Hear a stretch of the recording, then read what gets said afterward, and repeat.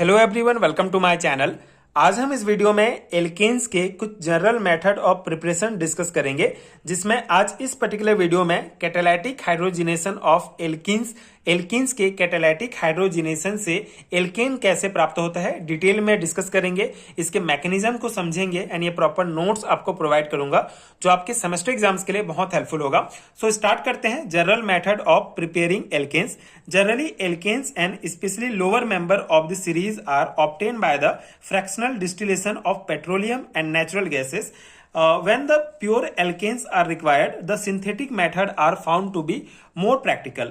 So basically जो general जो alkanes होते हैं, स्पेशली जो लोअर मेंबर ऑफ सीरीज होते हैं, एल्केन्स के जो लोअर मेंबर जो होते हैं वो basically fractional distillation of petroleum या नेचुरल गैसेस से हमको प्राप्त हो जाते हैं। लेकिन अगर हमको प्योर फॉर्म में एल्केन्स की आवश्यकता होती है, जब हमको प्योर फॉर्म में एल्केन की आवश्यकता होती है, तो उस समय हम सिंथेटिक मेथड्स को जो है यूज करते हैं। कुछ सिंथेटिक मेथड यहाँ पे दिए गए हैं, जैसे ये चार इंपॉर्टेंट जो आपके सिलेबस में भी दिए गए हैं। Catalytic hydrogenation of alkenes, Wurtz reactions, Corey House synthesis, Franklin reaction. ठीक है, तो ये चार जो है सिंथेटिक मेथड है जिससे हमको प्योर एल्केन्स प्राप्त होते हैं। आगे आने वाले वीडियोस में इन तीन मेथड को डिटेल में डिस्कस करेंगे। आज हम इस पर्टिकुलर वीडियो में catalytic hydrogenation of alkenes discuss करेंगे। एल्कीन्स के कैटालाइटिक हाइड्रोजिनेशन से एल्केन कैसे प्राप्त होता है। ठीक है, तो बेसिक आपको समझ में आ गया कि हमको जो लोअर मेंबर होते हैं एल्केन सीरीज के, वो basically fractional distillation of petroleum या नेचुरल गैसेस से प्राप्त हो जाते हैं। लेकिन अगर हमको प्योर फॉर्म में एल्केन चाहिए तो हम ये सिंथेटिक मेथड यूज करते हैं, जिसमें पहला सिंथेटिक मेथड है catalytic hydrogenation of alkenes.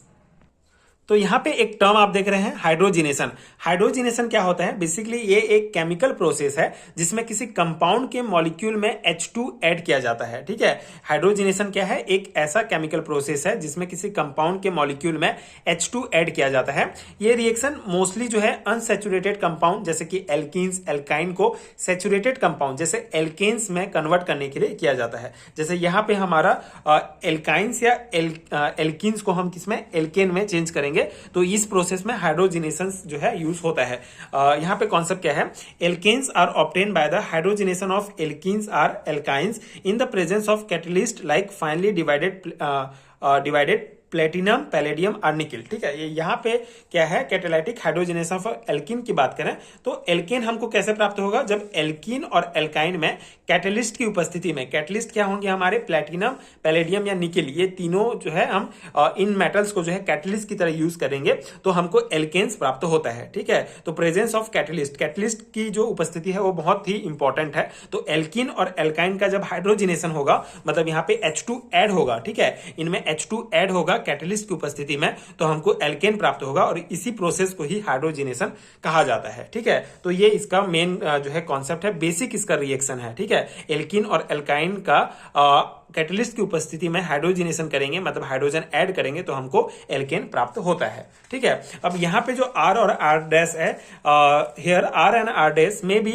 Hydrogen और एल्काइल ग्रुप। ठीक है, R और R डैश जो है ये हाइड्रोजन भी हो सकता है और एल्काइल ग्रुप भी हो सकता है। In the presence of catalyst platinum और palladium hydrogenation take place even at ordinary temperature. अगर हम कैटलिस्ट के रूप में प्लेटिनम या पैलेडियम यूज करते हैं तो जो हाइड्रोजिनेशन का प्रोसेस होगा वो ऑर्डिनरी जो टेम्परेचर होगा, नॉर्मल टेम्परेचर में भी ये हमारा रिएक्शन हो जाएगा। But in the presence of catalyst nickel, high temperature and high pressure are required.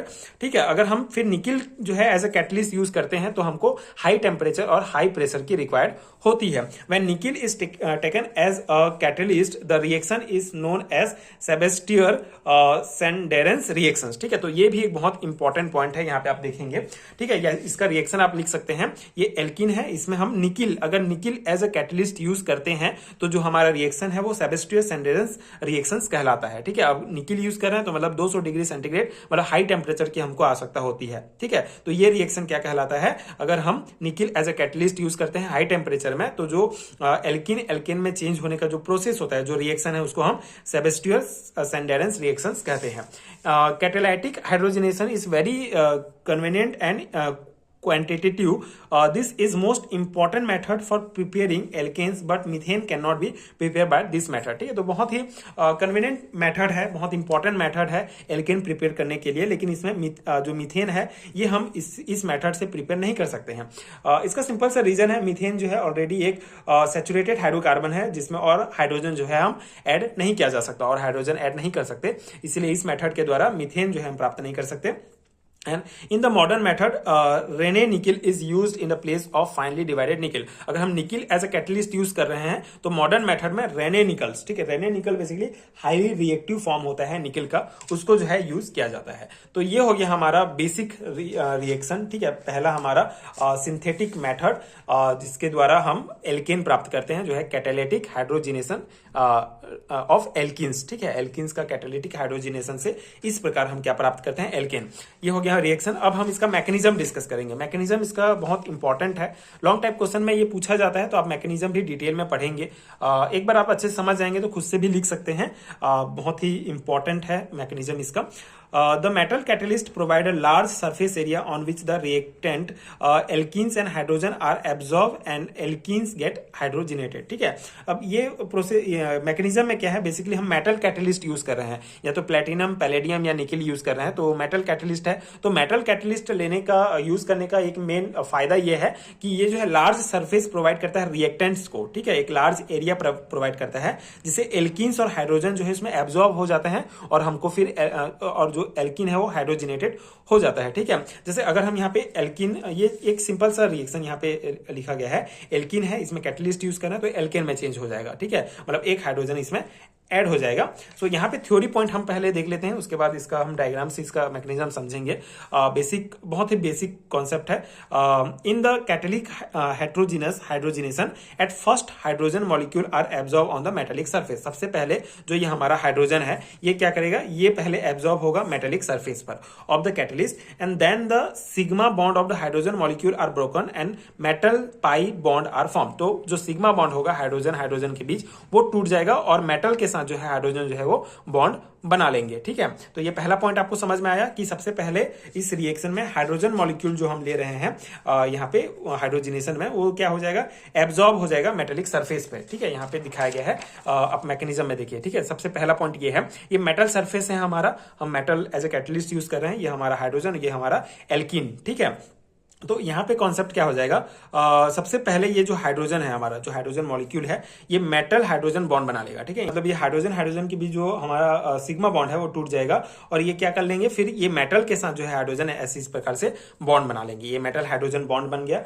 ठीक है, ये हमारा पहला पॉइंट, पहला प्रोसेस हो गया है ना। दूसरा पॉइंट है, the alkenes is also chemisorbed on the metallic surface with the pi bond interacting with the empty orbital of the metals, and the alkenes molecule move around on the surface until it strike with a metal bonded hydrogen atom, undergoes reaction and then leaves as the hydrogenated product। ठीक है, अब second point में क्या होगा, ये जो हमारा alkene है ये भी जो है इस मेटल सरफेस के साथ जुड़ जाएगा। ठीक है, मेटल सरफेस के साथ जुड़ जाएगा और इसके जो मेटल्स के जो एम्प्टी ऑर्बिटल्स हैं, ठीक है, उसके साथ पाई बॉन्ड बना के इंटरेक्ट करके जुड़ जाता है। ठीक है, पहले हमारा हाइड्रोजन और मेटल बॉन्ड बनाता है, उसके बाद एल्कीन भी जो है इसके साथ बॉन्ड बना लेगा और हाइड्रोजन जो है ऑलरेडी बॉन्ड बनाए हुए हैं मेटल के साथ। ठीक है, तो ये जो हाइड्रोजन है, ये जो हाइड्रोजन है ये फिर जाके किसके साथ जुड़ जाएगा, ये एल्कीन्स के जो हाइड्रोजन है एल्कीन्स के साथ जुड़ जाएगा मेनली। ठीक है, एल्कीन्स के साथ जुड़ जाएगा और एल्कीन्स के साथ जुड़ेगा तो फिर इस प्रकार से हमको जो है प्रोडक्ट प्राप्त होगा जो एल्केन होगा। मतलब ये ऑलरेडी ये हमारे ये हाइड्रोजन एटम को ही शो कर रहा है, तो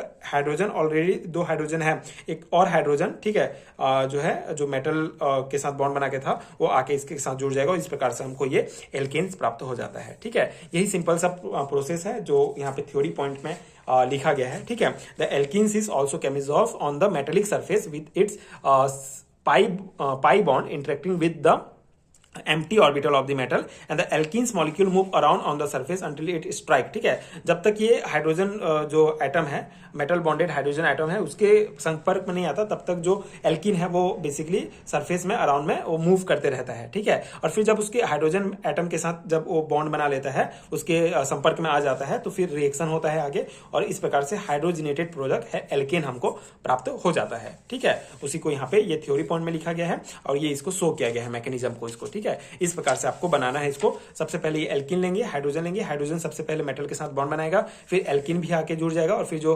हाइड्रोजन बॉन्डेड जो मेटल बॉन्डेड हाइड्रोजन था वो भी आके एल्किन के साथ जुड़ेगा और ये हमको हाइड्रोजिनेटेड प्रोडक्ट एल्केन प्राप्त हो जाता है। ठीक है, ये हो गया effect of catalyst on the addition of H2 to alkenes. ठीक है, ये हो गया। कुछ और पॉइंट है। The net effect of the catalyst is the provide a surface on which the reaction can take place and weaken the bonds both hydrogen and the alkenes. ठीक है, तो यहाँ पे बेसिकली कैटलिस्ट का बहुत इंपॉर्टेंट है। Catalyst जो होगा उसका इफेक्ट होता है, हम as a metal catalyst use कर रहे हैं तो हमको ये सरफेस प्रोवाइड करता है जिससे ये रिएक्शन जो है हो पाएगा। ठीक है, हो पाता है। तो ये इसका मैकेनिज्म डिटेल में हो गया। कुछ और पॉइंट आपको यहाँ पे ऐड करना होगा, जैसे although the hydrogenation of alkenes is a thermodynamically favourable reaction, it will not proceed without of the addition of the catalyst. ठीक है, जैसे यहाँ पे ये ग्राफ में आप देख रहे होंगे, ये जो हमारा एडिशन है, ठीक है, H2 का एडिशन है हमारा CH2 डबल बॉन्ड CH2 के साथ, उसके प्रोग्रेस को इस रिएक्शन में दिखाया गया है। ठीक है, यहाँ पे ये जो है ये एक्टिवेशन एनर्जी है हमारा।